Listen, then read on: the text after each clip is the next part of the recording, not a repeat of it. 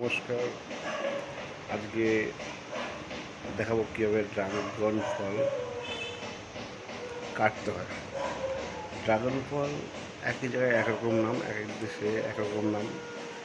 এর আগে আমাদের ভারতে সাধারণত চাষ হতো না, এখন বর্তমানে ভারতে চাষ হচ্ছে এবং প্রচুর পয়সা ইনকাম হচ্ছে। যদি কারো জমি থাকে বলবো চাষ করুন, প্রচুর পয়সা লাভ করুন। যাক, বেশি কথা বলবো, বেশি জ্ঞান দেওয়া হয়ে যাবে, তাই বলবো কীভাবে ড্রাগন ফল কাটতে হয়। অনেকে তো ভেবে কেমন লাগে যে ফলটা কেমন কাটবো, কীভাবে খেতে হয়। আমি যে প্রথমবার, না বলবো না, দ্বিতীয়বার এই ফলটাকে কাটছি। খাবেন, ফলটা খুব উপকারী ফল। আসুন দেখা যাক কীভাবে এই ফল কেটে খেতে হয়।